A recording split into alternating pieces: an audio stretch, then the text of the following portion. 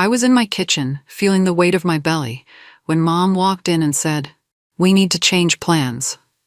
I froze, the dish towel clenched in my fist. She was supposed to stay with me through my delivery. I'd counted on her. But she just looked at my stomach, then at her phone, and said, "I have to help your brother with his kid. You'll be fine, Janine."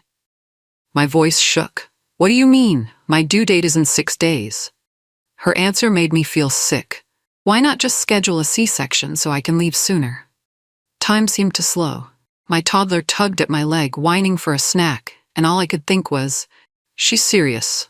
A wave of anger rose in my chest, but I swallowed it. I tried to remain calm, but my heart pounded. Everything we'd planned for months was being tossed aside. My husband was at work. My mother was my anchor. Now she was drifting away and taking my sense of security with her. I looked at her, searching for empathy, but her eyes were fixed on her phone. That's when it hit me. She was dead serious, and there was no backing out. I followed Mom into the living room, hoping to make her see reason. I tried to keep my tone steady. "Mom, we agreed you'd be here. I need you in the hospital. We talked about this." She just shrugged. "Your brother has no one to watch his kid. Your niece can't fend for herself, Janine." I felt cornered, like the walls were closing in. This was the plan she and I had talked about for months, her being my support person, holding my hand. Now she was casually tossing it aside. My baby kicked, almost like he sensed my stress. "Please, can you at least wait until the baby's born?" I asked. My voice sounded smaller than I'd ever heard it. She shook her head like I was being dramatic. "Sorry," she said, "it's your brother's only option." Her words landed like a punch. I wasn't even an option, apparently. I tried to speak again, but she was done. She picked up her purse and said, "I'll text you tomorrow." The door closed behind her. I stood there, trembling. My eyes burned with tears. There was no way out. She'd chosen her side, and I was on my own. My husband, Ethan, came home that night to find me pacing in the kitchen, tears streaking my face. He pressed his hands on my shoulders, worry in his eyes. "What happened?" I told him everything. He went silent, then grabbed his phone, furious. He dialed my brother. I could hear the edge in Ethan's voice. "Look, man, we have an agreement with Mom. Janine's about to give birth any day. You need to figure out childcare another way." I leaned in, hands shaking. Then I heard my brother's voice, muffled but smug. Ethan's eyes hardened. He repeated what my brother said. He says, "What's the big deal? It's just a C-section." Just a C-section. Like I was scheduling a dental cleaning. My mind reeled. Was my brother really so clueless? Did he not remember how dangerous surgery could be? How vulnerable I'd be in the hospital? Ethan shot back. "Do you understand what you're saying? She needs support." Silence on the line. My brother gave a curt response. "Get over it." Then he hung up. I felt the world tilt under me. Neither Mom nor my brother cared about my pain. In their eyes, I was just supposed to handle it. The next morning, we called the hospital. We scheduled an early C-section. My obstetrician sounded concerned, asking why the rush, but I choked up. I couldn't even explain that my own mother was abandoning me. That night, I sat on the bathroom floor, tears soaking into a towel. My toddler knocked on the door, calling, "Mommy?" My huge belly felt heavier than ever. I rubbed it and tried to steady my breathing. My husband hovered outside, wanting to help but equally devastated. We'd prepared for natural labor. I'd imagined letting the baby choose his moment. Now I was signing forms to force him out early, all because Mom said so. Anger and sorrow twisted together in my chest. I stared at my reflection, pale and exhausted. This wasn't how it was supposed to be. I thought of the day we confirmed my pregnancy, the joy, the planning, the excitement. Now everything felt rushed, cold, and unfair. "Babe, you okay?" Ethan's voice was soft through the door. I pulled myself up, tried to gather my nerves. "I'm coming out," I whispered. I wiped my face. Our little family was all we had, and we'd have to get through this alone. The surgery came and went. I remember the coldness of the operating room, the bright lights, the numbness as they lifted my new son from me. There was no time for the gentle breathing, no mother-daughter moment I'd pictured, just a sterile efficiency. 2 days later, they discharged me. My incision throbbed with every step, but the hospital needed the bed. We packed up the baby and our toddler, loaded into the car, and drove home through a blur of exhaustion. Day and night blurred together. My husband tried to care for me, plus a newborn, plus our toddler. He barely slept. I struggled just to stand. We had no help. No mother cooking soup or rocking the baby so I could rest. Just the hum of our washing machine and the faint whimpers of a tiny newborn. My phone sat silent on the counter. No calls from Mom, no texts from my brother. I told myself I shouldn't be surprised, but it still hurt like an open wound. I cried quietly, nursing the baby, my incision burning. I held on to one thought. We'd survive. But the isolation was crushing. No one seemed to care that I was alone, healing, and desperately overwhelmed. One afternoon, I decided to turn on my phone notifications again. My heart pounded when I saw the family group chat lighting up. Maybe someone finally remembered me. Maybe they were asking how I was, how the baby was doing. Instead, I saw photos. Mom with my brother's 4-year-old at some playground, laughing, arms raised on the monkey bars. My eyes widened. It looked so simple, so happy. The caption read, "Fun day out with my grandson." I felt a jolt of fury. I could barely stand upright without wincing, and there Mom was, having a carefree day. Another picture showed them at an ice cream shop. I could almost taste the sweet betrayal. With shaking fingers, I typed a reply, "Glad you're enjoying yourselves." But I stopped. Something inside me said it wasn't worth the fight. I deleted the message. Then, quietly, I turned off the notifications. I set my phone face down on the table, pressing it like it might spring to life and attack. My newborn squirmed in my arms and I kissed his soft head. I didn't want to cry again, but my heart felt raw, like they'd stolen what should have been precious moments for me and replaced them with their own. A few days later, we finally had a video call with Mom. It was the first time I'd spoken to her since the birth. I tried to stay calm, but seeing her face lit a fire in me. She was smiling at first. Then I asked, "Why did you choose him over me?" Her face froze. She shifted uncomfortably. "Don't be dramatic," she snapped. "Your brother needed help. You're strong, Janine. I knew you'd figure it out." Those words cut deeper than my incision. I stared at her, searching for any sign of remorse. She gave me none. "You're strong. You always have been," she repeated, like it was some kind of compliment. But it felt like dismissal, telling me I didn't need support or love. I swallowed the lump in my throat and turned the phone so she could see the baby. My voice shook. "At least say hi to your grandson." She waved awkwardly. Her eyes flicked away, as if she was eager to end the call. Something shifted in me. I felt this rush of anger, heartbreak, and an odd sense of freedom. I hung up, tears in my eyes. That was it. I realized I couldn't rely on her anymore. After that call, a strange calm settled over me. I still cried some nights, but each tear felt like a step away from them. Mom, my brother, their dismissive attitudes. My incision healed slowly, and my newborn was thriving. My toddler learned to adjust to a new sibling. Meanwhile, Ethan stood by me, exhausted but determined. I decided I wouldn't just recover physically. I'd heal my heart too. I started reading self-help blogs, focusing on boundaries and self-respect. Late at night, rocking the baby, I'd scroll through advice forums, vowing to protect my children from the same neglect I'd felt. Weeks passed, then months. My maternity leave ended, and I returned to my job remotely. The schedule was chaos, nursing between client calls, rocking a stroller with one hand while responding to emails. But with every late-night meeting or success at work, I felt a spark. My boss noticed my dedication. I handled tough negotiations like never before, fueled by this quiet, simmering anger. Over time, that anger turned into determination. I realized I wanted more than just to survive. I wanted to succeed. That became my focus. I'd pour energy into my career and my family, let them see exactly what I could do without them. 2 full years flew by in a blur of baby steps, birthdays, and big career moves. I'd gone from a tired, underappreciated employee to the company's new head of talent acquisition.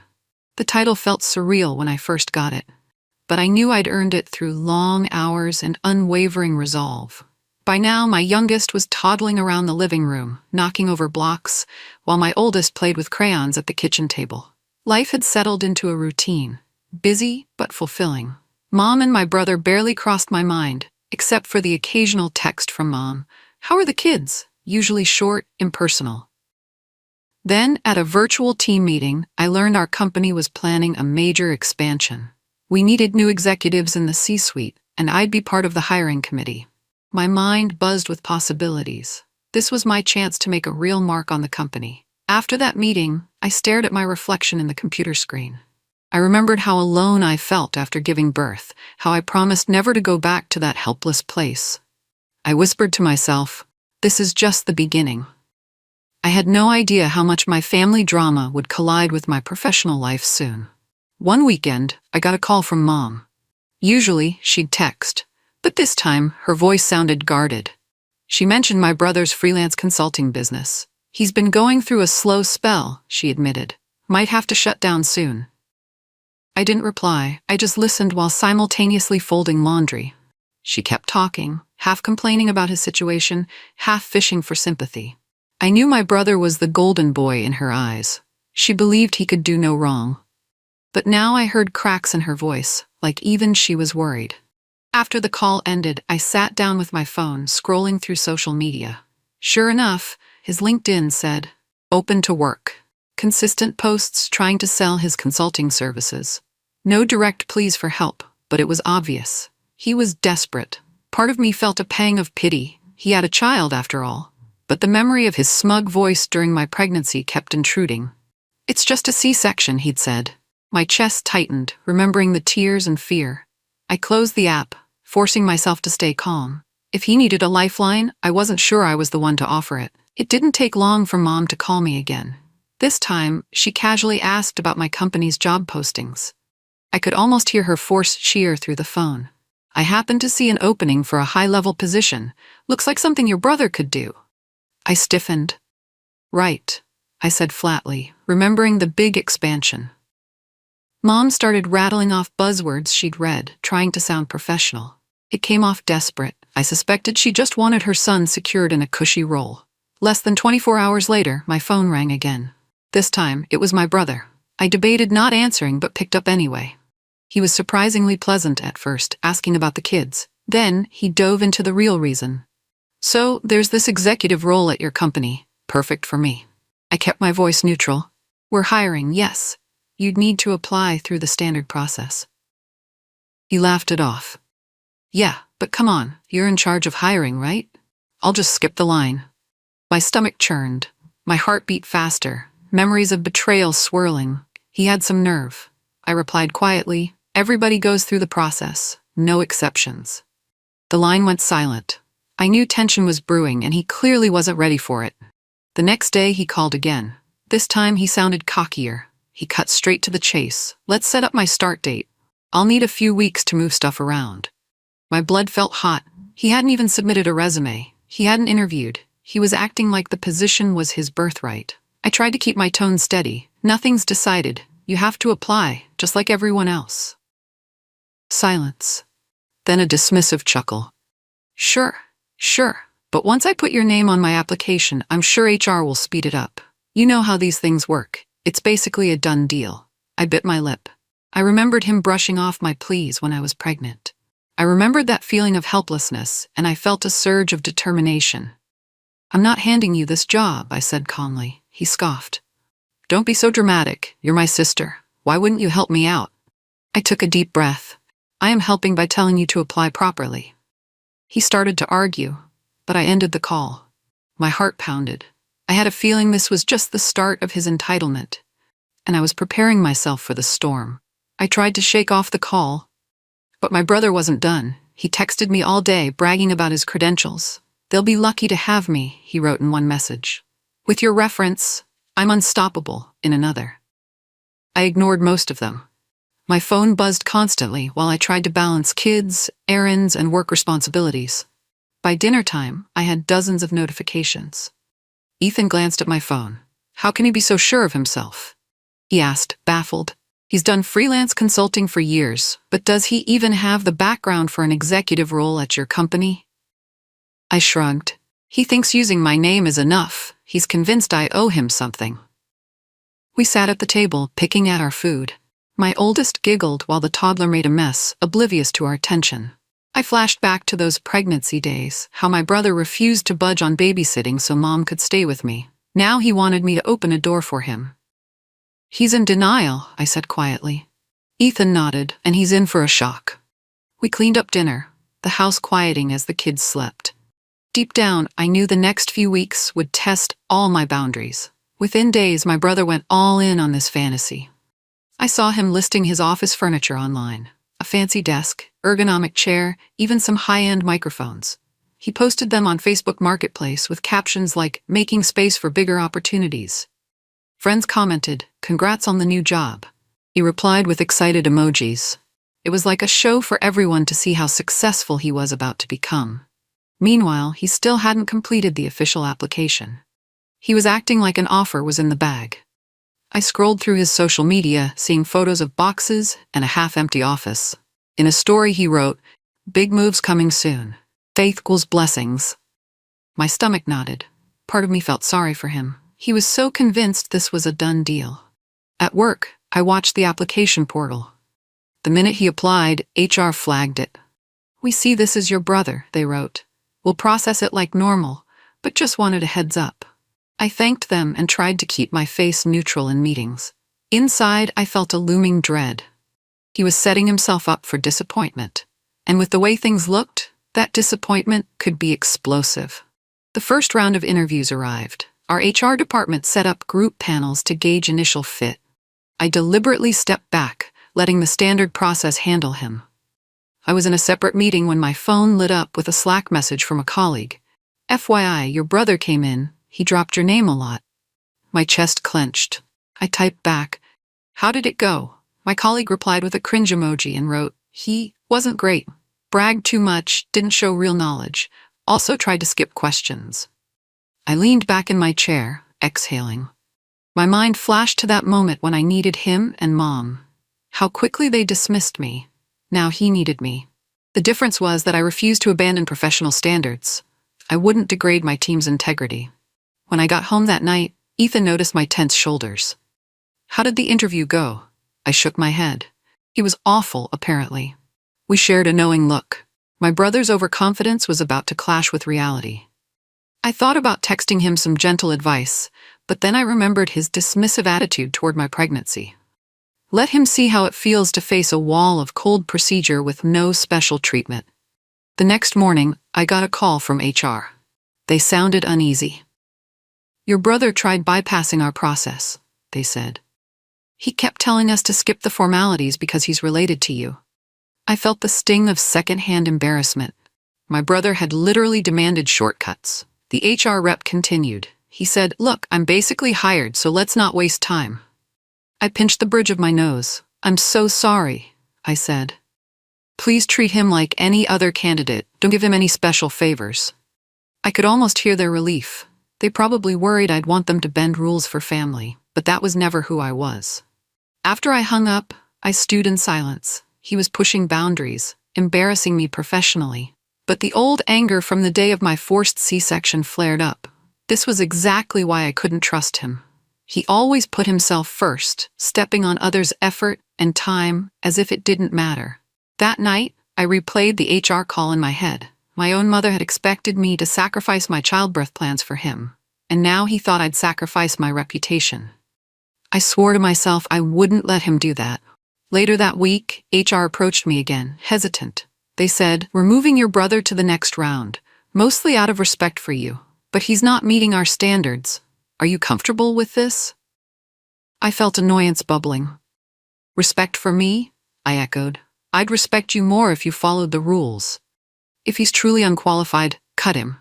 They explained they were worried about offending me or causing drama. They wanted to be polite. I understood their dilemma, but refused to let them compromise. If it's obvious he isn't a fit, don't waste a slot for a better candidate. I don't want special treatment for him. I have no problem being honest. They took my words seriously, but it was already too late. He'd advanced to the final round. They had approved the shortlist, thinking they'd please me. I stood firm. After the final round, if he's still not a fit, we move on. Agreed? They nodded. Inside, I fought a swirl of emotions, frustration at HR, embarrassment at my brother, and a subtle satisfaction. He was about to learn that not everything falls into place just because he demands it. And I was done sheltering him. Sure enough, a day later, my brother texted me a screenshot of his final interview invite. "See?" he wrote. "I told you this was basically mine. They wouldn't bother if I wasn't a perfect fit." I stared at the message, a tightness growing in my chest. Perfect fit? He'd barely scraped by the initial round. Yet here he was, boasting like he was the star candidate. Then another text followed. Do I even need to show up? Or should I just report to HR on Monday? My jaw clenched. He was so certain. Despite every warning sign, he believed everything would be handed to him. Part of me wanted to correct him, to give him a reality check. But then I remembered how he'd minimized my childbirth, how my incision scar still throbbed when I twisted the wrong way. So I left him on read. No response. Let him sit in his overconfidence. Let him see what happens at the final interview. I placed my phone aside and went to tuck my kids into bed. The house was calm and warm. I was building a life on my own terms, far from the chaos of my old family dynamic. The day of the final interview arrived. I dressed in my usual work attire, feeling a strange knot in my stomach. When I arrived at the conference room, my brother was already there, leaning back in a chair like he owned the place. He grinned at me. Sis, ready for this? I nodded curtly. Yes, we have a full panel. I led him inside. There were 5 people on the panel. 2 VPs, 2 directors, and me. I introduced everyone formally. He looked smug, likely assuming this was all a formality. We started with standard questions about leadership style, previous results, and client management. He stumbled almost immediately. He tried to name-drop big companies, but we pressed for specifics. He rambled, eyes darting to me, hoping I'd bail him out. I didn't. I kept my expression neutral, jotting down notes like I would with any candidate. As the interview continued, sweat beaded on his forehead. He tried to sound confident, but his answers were shallow. He didn't have the facts to back up his claims. I saw the panel's reaction, polite smiles, but clearly unimpressed. I felt oddly calm. This was the same man who once dismissed my pain. Now he stood exposed, unable to fake his way through. Midway through the interview, my brother's composure cracked. One director asked a detailed question about cost-saving strategies. My brother tried to bluff. She pressed for numbers. He got flustered. His voice wavered as he rattled off vague percentages. I glanced at the faces around the table. Everyone looked skeptical. He shifted in his seat, flicked his eyes to me, and tried to crack a joke. Janine knows I'm good under pressure. I felt my stomach turn. Good under pressure? He'd been anything but during my own crisis. The final few questions were painful. He repeated the same lines, said he was a team player, but offered no real proof. By the end, he was practically stammering. When the panel thanked him for his time, he left with a forced smile. I walked him out, and he whispered, "Thanks for the easy questions," as if we'd done him a favor. I just nodded. My mind was reeling with memories of sleepless nights, postpartum pain, and that same man telling me to get over it. Here he was, undone by his own arrogance. As the door closed, I realized the job he'd boasted about was slipping right through his fingers. An hour after the interview, HR, the VPs, and I gathered for the debrief. It didn't take long. Everyone spoke the same truth. He's not qualified. One of the directors sighed. He was overconfident and unpleasant. Another frowned. He basically name-dropped you but couldn't answer basic questions. I could feel eyes on me, waiting to see how I'd respond. I inhaled, steadying my voice. If he's truly not a fit, then we owe it to ourselves and the company to move on. Relief washed over the room. They probably expected me to argue for him, but I wasn't going to throw away our team's hard work just because of blood ties. I'd learned the hard way that family doesn't always show up when you need them. I refused to sabotage my own professional credibility for someone who ignored me at my most vulnerable. We voted unanimously to reject him. As I stood to leave, a quiet sense of validation spread through me. This was closure in a way. I wouldn't sabotage him, but I wouldn't save him either. If I'd learned anything, it was that you can't rescue people who think they're above everything. Later that afternoon, HR drafted the rejection email. They forwarded me a copy to review. "We regret to inform you." I stared at the words, remembering how he'd bragged about skipping interviews, or how certain he was he'd start next Monday. I scanned the email, checking for fairness. They'd included polite phrases, thanking him for his time, acknowledging the final round. But it was clear. No position offer. No mention of me or any special circumstances. A part of me felt a pang of guilt. Even after everything, it stung to see my own brother fail. But I pushed that aside. He wasn't the supportive brother I once imagined he could be. I told HR, "This looks fine. and they hit send. Within an hour, my phone started vibrating. Call after call from my brother. I couldn't face him yet, so I let it ring. Then came texts. What's going on? Is this a mistake? Answer me. I set my phone to silent and focused on work. I pictured him sitting by his phone, waiting for a dream job that would never come. I wasn't enjoying his misery, but I did feel a sense of triumph. I was free from their expectations. I heard about his meltdown through my cousin Anna. She was on a group call with him and Mom. Anna said he blew up, yelling that I'd set him up to fail, that it was all some twisted revenge plot. Mom apparently tried to calm him, but he shouted about how humiliated he felt. Janine was supposed to pave the way, he cried, according to Anna. Then Mom chimed in. Maybe it was just the wrong timing. Anna told me Mom tried to shift blame onto the company as if they'd done something wrong, but no one believed that. When Anna called me later, she was half scolding, half laughing at his tantrum. He was furious, she said you embarrassed him in front of everyone. I felt a twinge of sadness. He was my brother after all, but mostly, I was just done. I thanked Anna for the heads up. Then Mom tried calling me 4 times in a row. I couldn't deal with it. I rejected every call. Eventually, I got a text. We need to talk. I stared at it, deciding that no, we didn't. Let them stew in their anger. I owed them nothing. Months slipped by. Life went on smoothly. Work was busy, the kids grew, and I barely heard from Mom or my brother. Then came an invitation. A cousin's kid was having a birthday party at a local park, and everyone was invited. Normally I would have skipped, but Ethan convinced me, we can't hide forever. Let's just go for the kids. So we went. My oldest ran off to play. My youngest clung to my leg, observing all the balloons and noise. I spotted my brother by the bounce house, hunched over, looking smaller. His wife was there too, avoiding eye contact with me. My mother stood at a picnic table, giving me a forced smile. The air felt thick with unspoken tension. People chatted around us, but it felt like I was in a movie scene, the background noise muted. My mom came over, arms outstretched. "How are you?" she cooed, as if we'd never fought. I nodded politely, not hugging back. She flinched but tried to keep the sweet smile. I could see my brother glancing at me, but he didn't come over. Everyone pretended nothing happened, except for those who gave me sympathetic looks. I steeled myself. I was ready for whatever came next. My mother cornered me by the snack table. She glanced over her shoulder to make sure my brother wasn't listening. Then she whispered, "It's such a shame about your brother. He really thought that job was his." Her eyes flickered with the same dismissive tone I'd heard before. The tone she used when she told me I'd figure out how to give birth alone. I felt my pulse quicken. For a moment I pictured the hospital room, the IV in my arm, and the empty space where my mother should have been. I pictured my desperate calls, my brother's mocking words. This time, I looked her in the eye. He thought a lot of things were his, didn't he?